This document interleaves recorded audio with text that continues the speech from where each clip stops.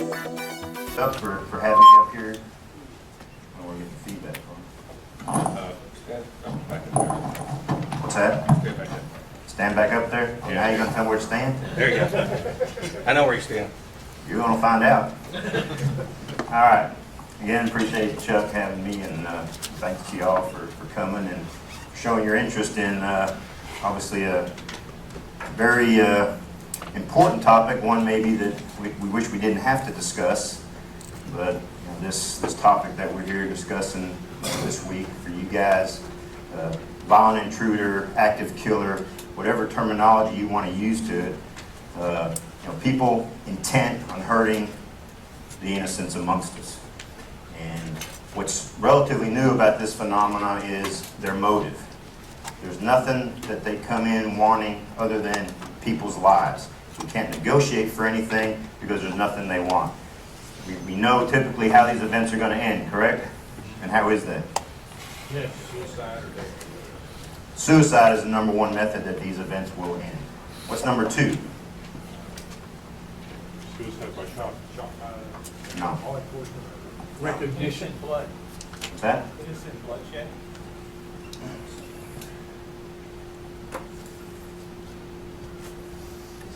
Never had an amp play with my waist before. Whole new experience, Chuck. One, actor commits suicide. Number two way that most of these events seem to end is through civilian intervention. Actually, an armed intervention by police is very low on the list of what will result in ending this event. The program that we put together for civilians to develop responses in their own best interests for one of these violent intruder, active killer events is the ALICE program. And the ALICE program is an acronym, coming from a law enforcement military background. We like those acronyms. Alert, lockdown, inform, counter, evacuate. It's a comprehensive program that we put together to dealing with technology, dealing with our infrastructure, and dealing with human action. What can those who come under attack do to increase their chances of survival? Up until recently, what has been the protocol that we've been teaching our people to engage in order to increase their chances of surviving this event? Shelter in place. What's that? Shelter in place. Shelter in place. Exactly right. Now, judging by the color of hair and lack thereof amongst the crowd, there's a lot of experience in this room. Most of us, we did not grow up with the phenomena of school shootings. And school shootings has led to malls and hospitals and churches, unfortunately. All the different demographics within our society that now had to suffer one of these events, just about everywhere. We did not grow up with this. Most of us are not familiar with what a secure in place or a lockdown or a code red meant. We didn't have that in school. But you have to understand now that a whole generation of Americans have come up through K-12 and college now. The younger members of your congregations, they have been taught how to deal with a killer amongst them. And it's not a strategy of options. Who in here is under 25 years old? Anybody? How old are you, young man? 37? God bless you. 37, look at it. I'm only 25. 24. 24? Again, there's a whole generation of Americans now that have grown up with a procedure on what they are supposed to do. We, as in me and the guys that I worked with years ago, we became very concerned about the active killer phenomena in the mid-90s. We had all those school shootings that were taking place then. I was a member of the SWAT team during that time, ultimately became team leader right after the Columbine event. We became very concerned in January of 1999 when we had a shooting in one of our high schools in our jurisdiction. Richland High School up in the Dallas-Fort Worth area. A sophomore came into the building one morning before school started, came in the main lobby area, went to a bathroom, shot at himself once and missed, shot himself a second time and hit. Blew his brains all over the bathroom. What concerned us was a note that he left behind. The note was addressed to the principal, and it said, "You really should do a lot about school security. I could have taken a lot more out with me." That was January of '99, and then we all know what happened in April of '99. What was that? Columbine. Columbine High School. So the captain came to the team and said, "All right, guys, we need to start putting together some procedures, protocols on how we're going to deal with one of these events." And from that moment on, as a law enforcement organization, what was our focus? Who was our focus on how we were going to deal with these events? Who were we looking at preparing and training? Who were we looking at preparing and training to deal with an active killer? Police. What we hadn't figured in, though, was how often do the police really get to play? That was a slap to the head during a V8 moment that I had on Christmas Eve of 2000. We were sitting around the table, me and another partner on the team, our families were having Christmas Eve dinner together. And during the conversation, the 6 o'clock news came up, and unfortunately, Officer Aubrey Hawkins with the Irving Police Department had just been killed in the line of duty. I'm sure some of y'all remember the group that was called the Texas 7. They had come up to the Dallas-Fort Worth area. Hawkins was responding to a robbery in progress call at the sporting goods store. They ambushed him as he arrived, shot him, pulled him out of his car, shot him some more, ran over him with his patrol car. It was just a mess. So it started kind of a sombering conversation around the dinner table on Christmas Eve. Irving was a neighboring department of ours. We worked with their officers, their SWAT team a lot. It was just a bad deal. But we started a conversation around the dinner table about the danger level of our jobs. Now, we as police officers understood that danger level. My wife at the time was an elementary school principal. And we just experienced all these school shootings of the 90s. And I said, "Well, babe, your job ain't so easy anymore either. Look at all the things that's happening in school." And then I asked her a question that I had not asked her before. Why, I don't know. And the question was, how are you guys prepared to deal with one of these events? And her answer was code red. And she explained to me their system of going through an announcement and getting everybody to secure in place. I said, "Okay, but explain to me what you are suggesting to your staff and students when that particular strategy isn't the right one. We're not in an area where we can lock down. We're in a lockdown area that is breached. Whatever the scenario may be, which we've already have experienced. With Harris and Klebo in the library, was locking down in the library a good option?" No. Has anybody listened to Patty Nielsen's 911 tape coming out of the library at Columbine? Do you remember how long that 911 tape lasted? Or that call lasts before Harris and Klebo make entry into the library? Do you remember? It's upwards of 5 minutes. For 5 minutes, Patty is on the 911 telling the dispatcher what had happened to her. She had already been wounded. And she comes in the library bleeding and tells all the kids to get under the tables. And she repeats that many, many, many times. You can hear her repeated on the 911 call. There was a way out of that library that would have taken him down and out to the parking lot, got the heck out of Dodge. But she followed the procedure. The same procedure that my wife was training all her people in. If someone comes to hurt you, you either go sit in a corner or you crawl under a table.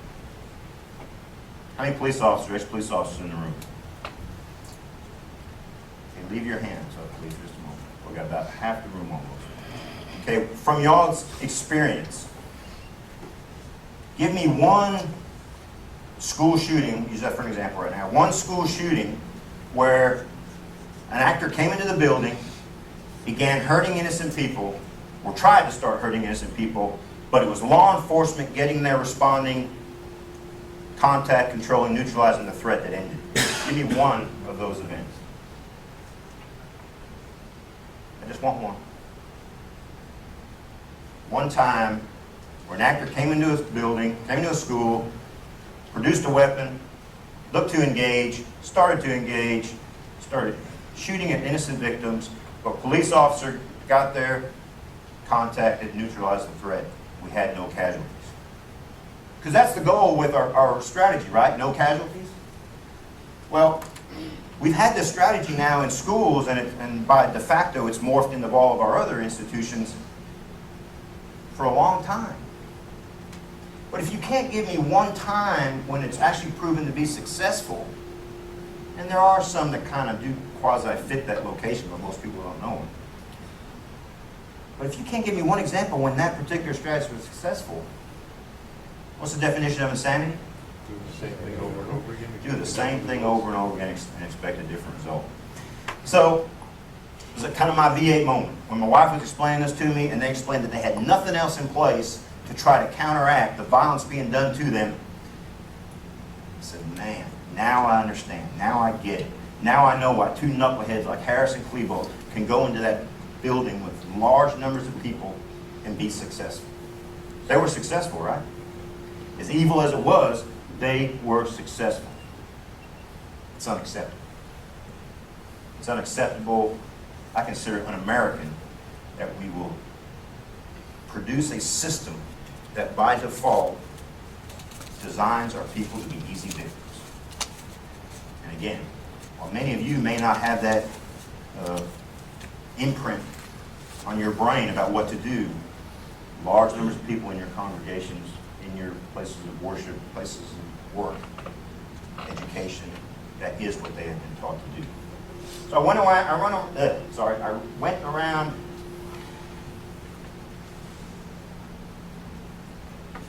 to the wife's school, and I asked her teachers, what would you do if you're in that lockdown situation, but suddenly your secure area is breached, and now there is an active killer amongst you?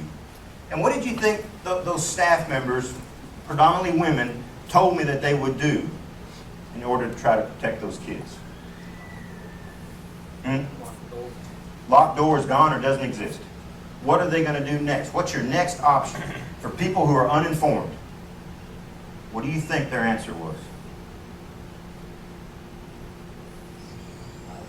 Fire line? What's that? Fire line. Cover with their body. Say that again? Cover with their body. Mother hen routine. Vast number of those women told me, I don't know, Greg, I guess I'll just get the kids all behind me. Now look at that from a shooter's perspective. What have you just done for me? Put them all together. How can I miss? Said this was 2000, and as a result of these conversations, we felt the need to develop a program that much more reflected a greater chance of survival. What these kids and what these adults were being trained to do, in our minds, no way reflected what maximizes your chance of survival should you actually come under attack. These people are determined. They're so determined that they made a decision they're going out today. That's pretty dang determined. But they've decided, for whatever reason, they want to take a lot more people out with them. There's nothing else they want other than a few more lives to go with theirs. What do we do? What do you do when passive measures have failed? Can you guarantee to keep bad people out of your buildings? And we don't build our churches, our hospitals, our schools like prisons. There is not a building in this country that I could not get into if I wanted in, a public building. You just don't build them that way. And you can have a lot of passive measures in place. I will find a way around it. You're not going to keep me out. You have to accept the fact that the bad guy will get in if he wants in. So what are you going to do with it now? We are very doubtful that one strategy can apply to all the different scenarios and all different variables that are involved in these events. It's unrealistic. It's pretty dang arrogant. I was talking to Carl earlier, and I said, I talked to school administrators, I said, it's pretty dang arrogant for you to think that you can write a policy today that 8 years from now when you experience this event, you're going to exactly have known how this thing is going to go down, and you wrote the exact policy to fit this event. I don't know any of us that have that much foresight. These things are so dynamic, they're so unique, They're going to happen in all different manner of ways. How do you write a bullet point policy that's going to fit every possible scenario? You can't do it. Our feeling is we needed to build a program that was based on empowering people to do what they felt like was in their best interest at the moment, based on the natural responses that are available to us all. We all have the God-given natural ability to do certain things. We think empower people to do those things through information and training. You know, RAD training, rape aggression defense training. Has training for women in regards to sexual assault changed over the last 30 years? 30 years ago, what was the training for women when it came to sexual assault? Is that, sir? Just take the rape. It's better than getting killed. But then, as the results of Bundy and some of the other sexual predators in the 80s and 90s, that thinking changed. Now you have rape aggression defense training is on just about every college campus in America. Very aggressive training for women in how to respond to a sexual assault. We teach stranger danger to kids. A 6-year-old child is riding their bike and a pervert pulls up next to him and says, "Hey kid, get in my car." Have we told that kid to comply with that person? What do we tell that kid to do? Be as aggressive as you have to be. Get away from him, throw, run, kick, scream, do whatever you got to do. Do not get in that car. We know if that kid gets in that car, the chances are we'll never see him alive again. Airline passengers, you know, flying a lot. I'm always playing with my fellow passengers. You know, I'm telling them what I do. I say, "Man, what the heck am I going to do if someone tries to take over this plane?" And I don't care if they're young, old, black, white, whatever. Every person, what do they tell me when I ask them that question? We are not letting this plane be turned into a missile. 9/11 changed that whole way of thinking. But when it comes to schools and again, because that's the training these people received, you are now the recipient of those folks that have been trained in that regard. We teach a very passive approach that hasn't proven to be very successful.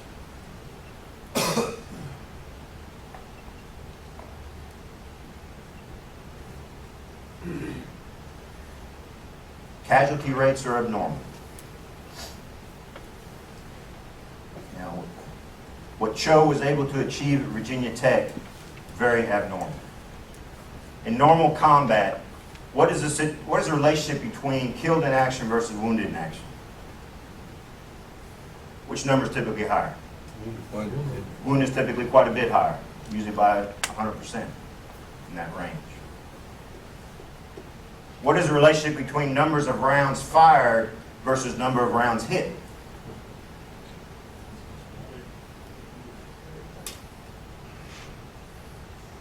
Police officers who engage in the use of deadly force. DOJ has been keeping these stats for a long time. Typically, how many rounds can we expect a police officer to hit his target, and usually a very close range situation? What's the percentage of rounds that will hit the target? 17, 18%. Say it again? Maybe 25%. In the 20% range, 18 to 25%.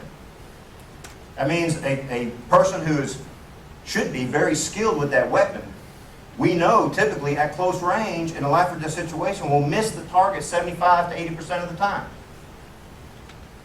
Did Cho miss 80% of the time? You may know how many rounds Cho fired? Close to 200. How many people did he hit? 47. Of the 47, most were hit multiple times. Cho hardly missed a round. He hit in the 80% range. Now, why does a skinny little punk like him hit 80% of the time, whereas we are expected to miss 80% of the time? There's only two options, folks.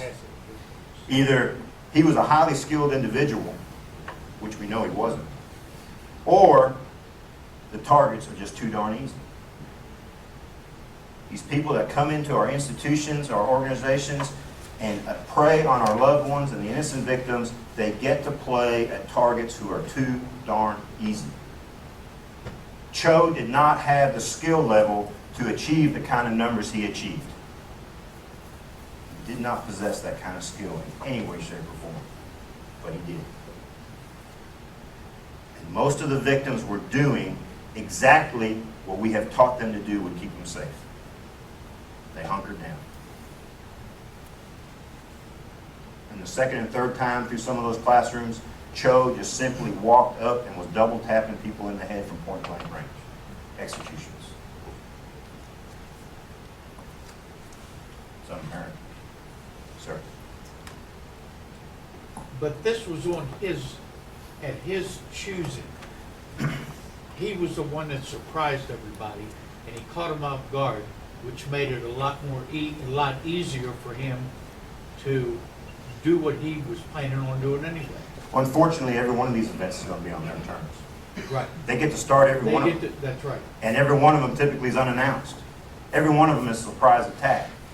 What is your best bet in trying to survive a surprise attack? Is it coming up with a plan in the moment? That's very difficult. There are a few people who have. I mean, there's some amongst us, and we never know who they are. You know, Jake Riker at Thurston High School in Springfield, Oregon, after being shot twice and seeing his girlfriend shot, you know, he still just hollered out, "That's enough," and he gets up and he runs at Kip and takes him down. I mean, there are people amongst us who have the God-given ability to be a natural-born leader, and they can come up with something very good very fast. That's a small percentage of us. And we never know who that person is. It may be the big, bad-looking dude in the corner. It may be the little female sitting there who's been quiet her whole life. We've never heard nothing out of her. And all of a sudden, she just turned in on Mad Men. We don't know who that person is. That's why we say empower everybody. Because one thing I have learned through my experience in researching these events and talking to people who've been involved with them and having responded to a few events ourselves, how many people you need to be the leader? One. If I can get one person to do something, they always cultivate followers. I just need one person to make a decision. Teddy Roosevelt's got a quote that I enjoy. It says, "In a moment of decision, the best thing you can do is the right thing. The next best thing you can do is the wrong thing. The worst thing you can do is nothing." We have taught our folks to do nothing. We have taught a very passive response. This picture right here, children at Holden Hall, Virginia Tech. Now, Holden Hall is a building that is, what's the word I'm using? Not adjacent. It's actually part of Norris Hall. Norris Hall and Holden Hall are conjoined buildings. You can walk from one right into the other. Norris Hall, the building right down the hallway around the corner from these kids right here, is where the carnage was going on. Is where Cho fired almost 200 rounds in 8 minutes, shot 47 people, killing 30 of them. Right down the hall and around the corner from these kids. And this is in a room that could not be secured. Why are they doing this? Because this is what they've been trained. It is the learned response and it's the expected response. A lot of people don't know that in the aftermath of Virginia Tech during the investigation, they went to the range where Cho had known to gone when he first got his weapons. And guys at the range said, you know, we thought there was probably something strange about that kid because when he was training, he was putting his targets on the ground and walking through and shooting. You know, in the aftermath, that's called a clue. What was the reason Cho was shooting targets on the ground? He'd been through the training. He knew where they would be because he'd been trained the same way. He knew the position his targets would take when confronted with the carnage he was bringing to him, because this is how we've conditioned our people. And guys, this ain't kids. I call them kids. There was no children shot at Virginia Tech. It was all young American adults doing what they've been trained to do. Some of the classrooms, they got very proactive and they helped themselves. In fact, if you ever get the opportunity to read Chapter 8 of the Virginia Governor's Report on Virginia Tech, look at what each classroom did and how that affected the outcome of the casualties in their rooms. In rooms where they were passive the entire assault, during the entire assault, or in rooms where they were passive initially but later came proactive. But during times of passivity, we had 28 people killed. In rooms where they were either active or after they became active, we had 2 people killed. 28 verses 2, passive versus active. We need to learn. We need to learn that a passive target becomes a casualty. We have to teach these people to do something. I can't guarantee to be there. You can't guarantee to be there. This is not the proper response. Not if someone's trying to kill you. Due to the time constraints today, I'm not going to go into the whole Alice program. I'm going to concentrate on the quote-unquote sexy part of the program, the one that gets all the media attention, teaching people to fight back. Well, I don't teach people to fight back. I teach people in survival strategies, counter strategies. When someone's trying to hurt you, what can you do to increase your odds of survival? Now, right now, everybody stand up for me.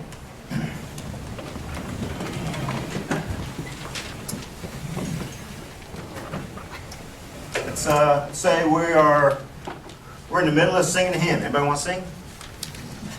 Bringing in the sheep. There we go. Now it's the beginning of service, and some guy walks in late to the service, and he comes in. He's walking down the center aisle. Now, if you don't want to tell me, you don't have to. Raise your hand if you're a part of an armed team in the church right now. Okay. Most of you in here. Excellent. Now, I would imagine in most of your congregations, we don't have over half the group sitting around being armed. But, well, I guess it depends. I was in Reno. I think half of them were armed. But, you know, look around right now. And if I came walking up the center aisle and I pulled out a pistol, how many of you from where you're at right now would take that shot? You would be a problem for me. This gentleman behind me would be a problem for me, obviously. But again, are we in the right place? Are we even there today? You know, there's so many variables that come into play in these events. You know, we have to hope we're in the right place at the right time. And I say this because when I did this in the church in Reno, when I looked around, I was telling Chuck, I had a circular firing squad.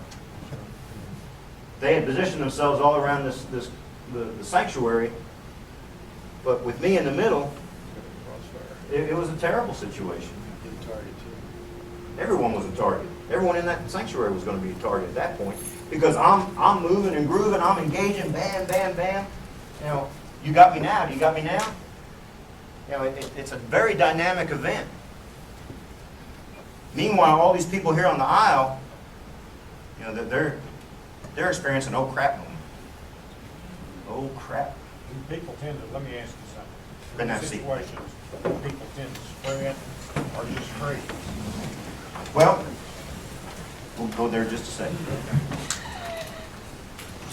Let me ask that question first. Typically, what are people doing during that oh crap moment? You know, there's that moment when, what the heck is this? You know, it takes a minute to figure out what's going on. Yeah, and we all experience it. Now, if you've had a lot of training, a lot of experience, your oh crap moment may be pretty short. You recognize what's going on. Heck, this ain't right. Here we go. But when you go, what do you go to? Do you go to instinct or you go to training? You know, we train because we always say you'll revert to training. If you don't have any training, maybe you'll revert to instinct. But typically, we will revert to the thing that is the easiest for us when we find with untrained personnel. So when you ask me what will they tend to do most, they're going to do absolutely nothing. They may crawl under that table. Now some people may run. Thank God. But what we've seen is most folks will do absolutely nothing other than maybe drop to the floor. Again, in the picture in there, we can't be surprised when they do exactly what we've trained them to do. We've trained them to do nothing. We've reinforced that feeling of hopelessness and helplessness. You can't do anything for yourself. Wait for me to get there to help you. Typically, how long do active killer events last? Minutes they flat. Yeah, 2 to 8 minutes. Rounds go off typically every 4 to 15 seconds. Don't have a lot of time for me to get there. You better be doing something for yourselves.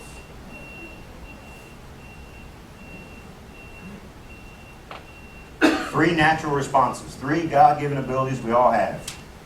Freeze, fight, or flight. Now the freeze strategy is the one that we've made a mental imprint to a whole generation of Americans now. That's the one we've reinforced. That's the one we've taught them, we've told them that they will do. Now, if I'm unarmed and this person trying to hurt me is armed, obviously my goal is to make shooting at me accurately very difficult. And that's a key. Can I prevent them from shooting at me? Not initially anyway. But what I want to try to do is prevent them from shooting accurately at me. Just like police officers miss in dynamic situations up to 80% of the time, I need to try to recreate that environment. You know, this is a situation when everything else has gone wrong and he's right here with us. Freezing is probably not the best option. Turning around and running may be, it's a better option than freezing. But guys are in the military, what do they teach you about ambushes? What's the best thing to do in an ambush? Charge. Charge through it. Fight it. Military tactics 101. You find yourself in ambush, fight towards it. That same oh crap moment you were having, They're having it. they're having it now. It causes a little bit of hesitation in them. Anytime you experience something that you were not thinking you were going to experience, it causes a hesitation. It's a mental process. It's psychological warfare. Make them think about something different than what they were thinking about a moment ago. The whole OODA loop thing, we'll talk about that in a second. My goal is to make shooting at me accurately very difficult. I can't prevent them from pulling the trigger, which that's all shooting is. All shooting is I need to have a weapon platform capable of sending a bullet down range, and I need to send it down range by pulling the trigger. Now I can do that in the ceiling, I can do it in the floor, I can do it here, I can do it any way. I can do it with my eyes closed. Can I shoot accurately with my eyes closed? Can I shoot accurately with my eyes closed from here? I still may hit the target. That was what we focused on. We're talking about counter strategies and delivering information to civilians. How do we make shooting at them difficult, accurate? Shooting at them accurately, very difficult. How can we take the things that we learned through our careers and through our experiences that made shooting at us accurately very difficult, and how can we impart that on the civilian population? And it's actually pretty easy. Shooting accurately is a developed skill. And depending on the type of target we're engaging, it's a very difficult skill. I heard you talking about shooting at those targets out on the range that were popping up and down. Very easy skill? No. Because there's a lot of processes that come in place. First, I got to see the darn thing. Again, the whole OODA loop thing. I won't get ahead of myself. But it's actually quite difficult to shoot accurately at any distance.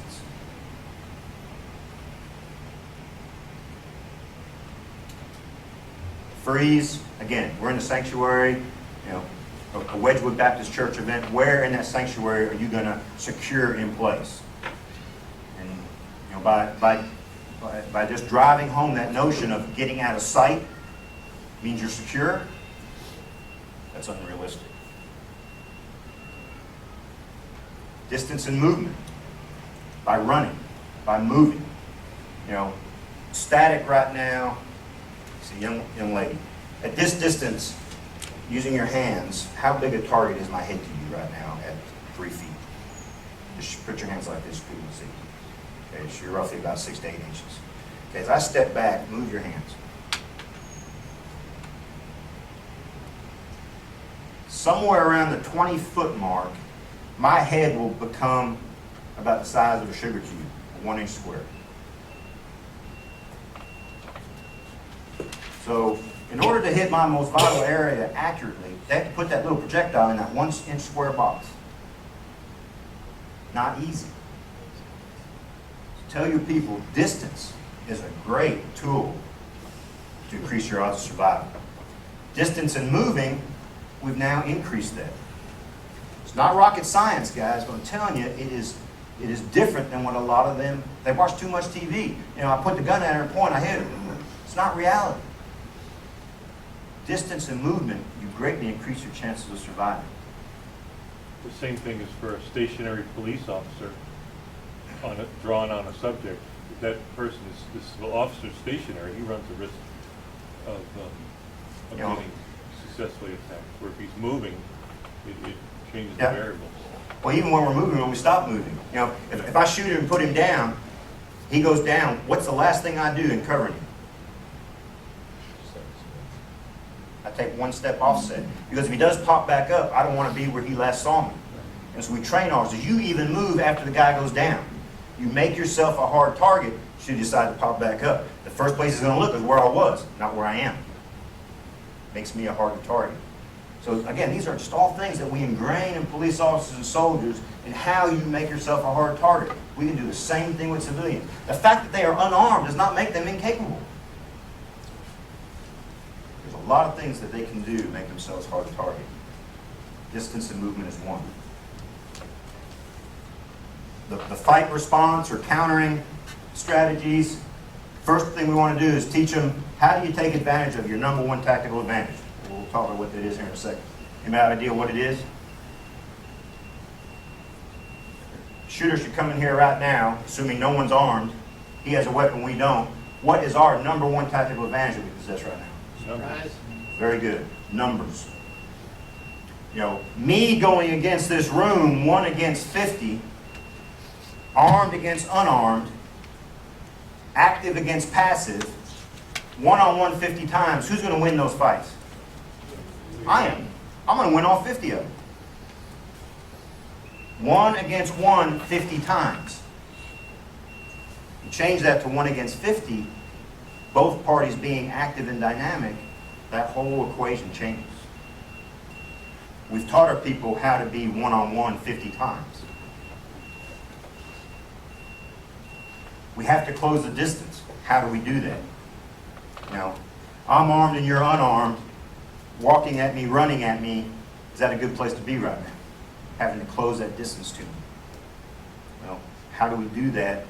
You know, whenever we would go into a building, we were going to the target. So how did we go to the target, enter into an unknown area, but still maintain a tactical advantage? Talk about that. Once contact is made, what do? When we've made contact, how do we control? And then if we do get hold of the weapon, what do we do with it? These were the things that we felt we needed to address when it comes to the fight response, counter strategies. Again, our goal is to move the folks from shooting to shooting accurately through distance, movement, and distractions. We want to create a sensory overload. This is the OODA loop thing I was talking about. For those of you not familiar with OODA loop, observe, orient, decide, and act. For everything you do, you go through those 4 phases. Pick up that cup right there, sir. Okay, stop. What was the first thing you did? You looked at it. You observed it. Then what did you do? Oriented yourself to it. Then you decide to do it, and then pick it up, and then you do it. Everything you do, there's a psychological process that goes along with it.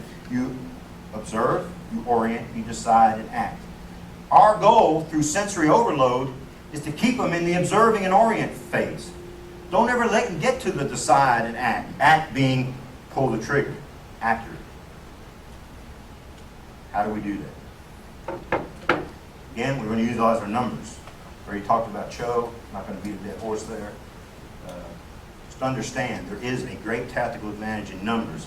Have we taught our people here, the demographic we're talking about, the congregations, how do you utilize your numbers? Do I need all 50 of you to be involved? No, I don't. Just need 1 to start and a few more to help. How do you close the distance? The first thing we teach is the use of distractions. Now, from law enforcement or military background, familiar with use of distractions.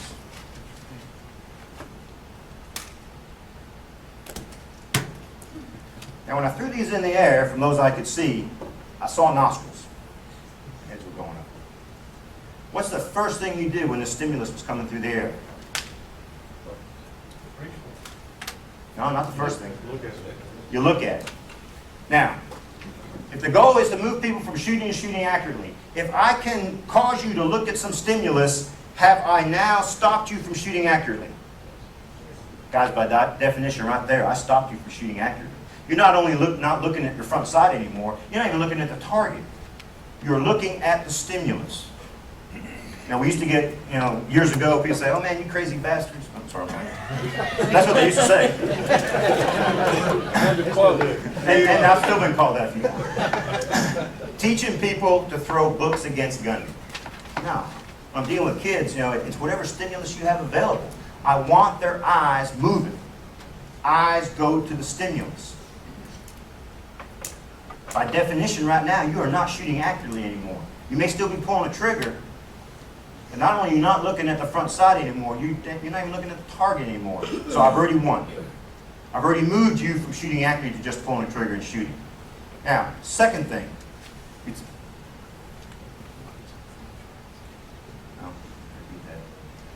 That's the sight. Now the touch. What did you do when it hit you? No? Did you see it? There was a flinch response. Micro flinch. Again, a very natural thing. Typically, if you're seeing it coming, that micro flinch involves what? What did you do to stop that from hitting you? Moved head, eyes went to it. But more importantly, what did you use to keep that from hitting you? Your hand. The hands are what we use to block things. If I've got a weapon and I'm seeing something, it's coming at my face, I go to block it. Typically we see weapon goes in the air. It's a very natural reaction. None of us like to get hit in the face. We all think we're a heck of a lot prettier than we really are. Some company excluded. See, even when it didn't come at your face, it's just such a natural reaction to go after it with our hands. Where's the rest of my balls? Okay, One time. Hey, Red. See, nowhere near his body, still going for it.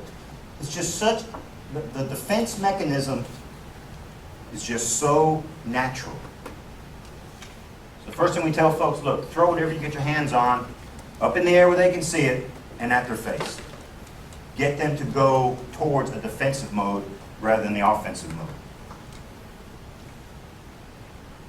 Pain. It didn't hurt you when it hit you, did you? Big wuss. I'm here and we're in the sanctuary. I pick up the hymnal and sling it at someone's head.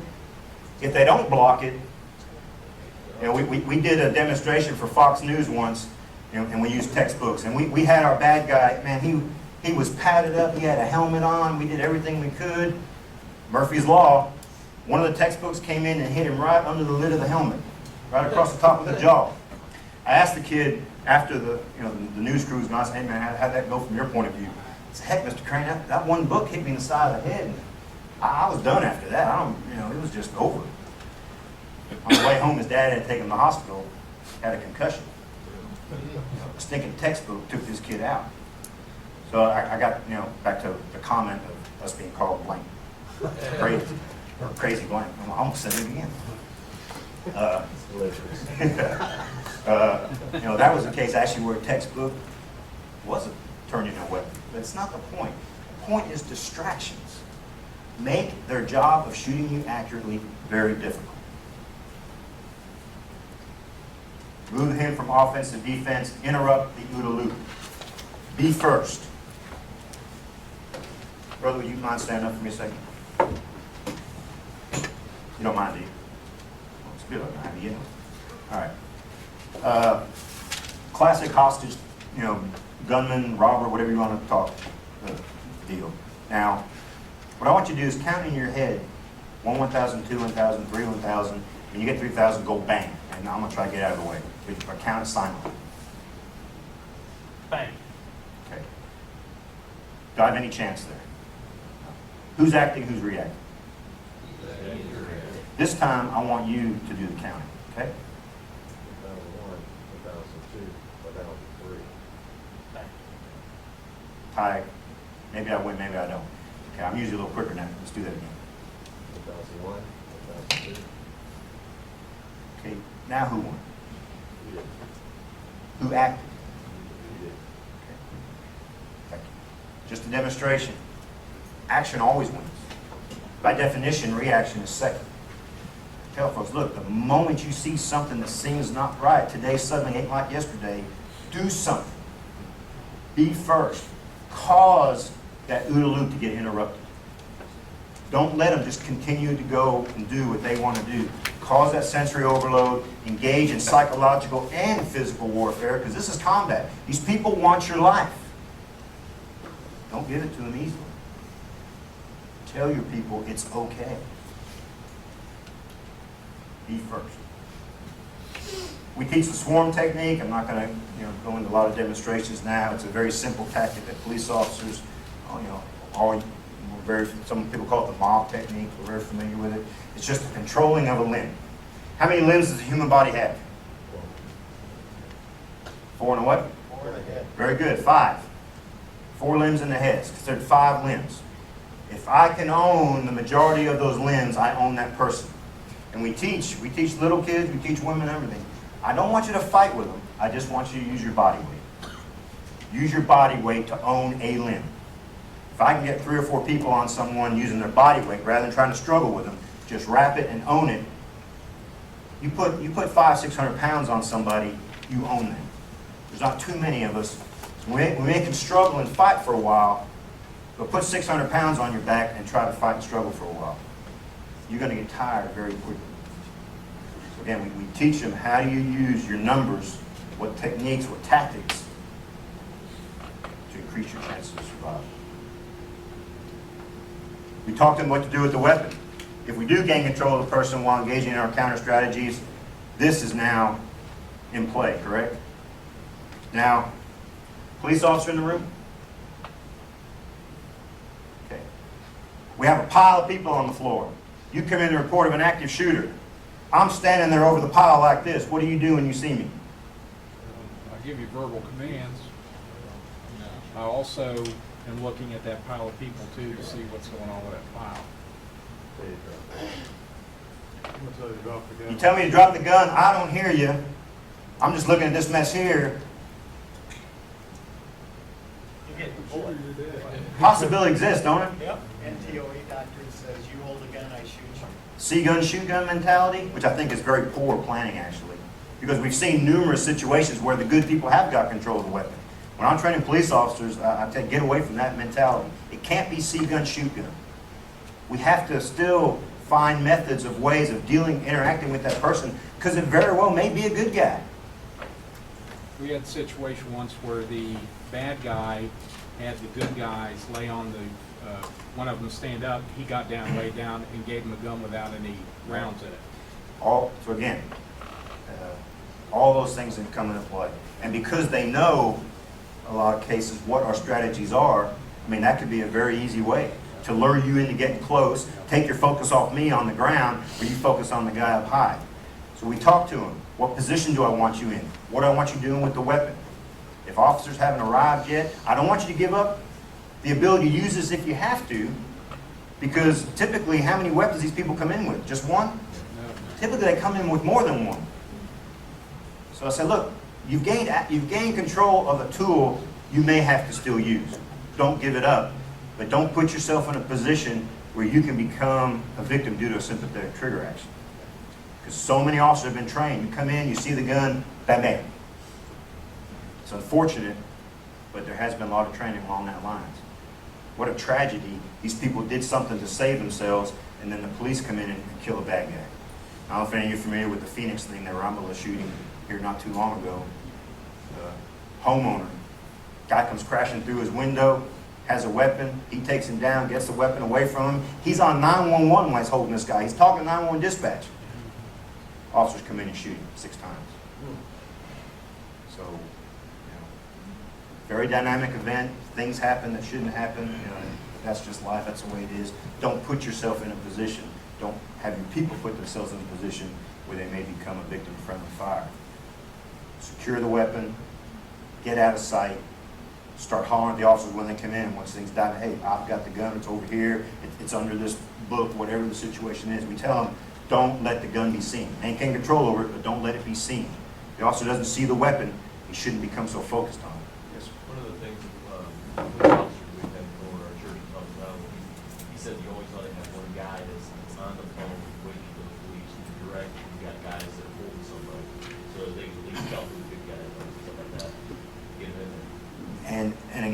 anything we can do to increase, information sharing and everything else is fine. The chances are that in these events, they're just so dang dynamic, making sure that we have the right people in place at the right time, and, you just never know. So just get with a baseline, and if we have the ability then to send someone out to wait for the police to meet them, that's great. But we don't know if they're coming in 30 seconds or 30 minutes, so you get that gun out of sight. Maintain control over it, but get it out of sight. So if you were holding somebody, you put the gun away then, as the police are coming to you? Well, if we're using numbers and body weight to secure this person, I don't need to hold a gun on him. Right. He's done. Okay. He's toast down there. We own him. Right. There's no need for me to cover that dog pile with a gun. I'm not going to shoot him. I got all my friends on top, So there's no need to cover him with a gun. Okay, so as long as you got him down, you got. As long as we control secure him. of what- Yeah, that's what happened in one of the Knoxville shootings. The gentleman that came from the back and took the guy and knocked him down after he shot 3 rounds out of the shotgun in that Knoxville church shooting. Again, it was just a pile of humanity when the police officers got there. Same thing that happened in Thurston High School. You had 6 kids on the top of a kid. I love his booking photo. Damn nose askew and 2 black eyes. They beat the heck out of him.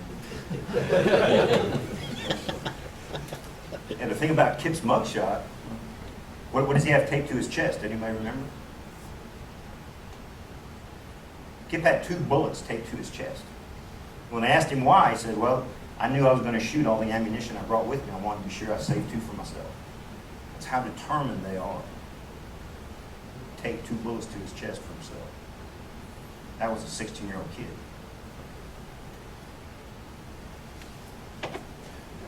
When we're talking to our folks, we tell them, just don't rely on someone else, some other personnel, an armed response by either your security teams or the police. Sometimes we just got to do something for ourselves rather than rely on other people to be there for us. And even if they are there, will they have a shot? Is it going to take them 10 seconds to get into a position to take the shot? Well, in those 10 seconds, they may already captured 3 casualties. Get proactive as quickly as you can. You have the right and the duty to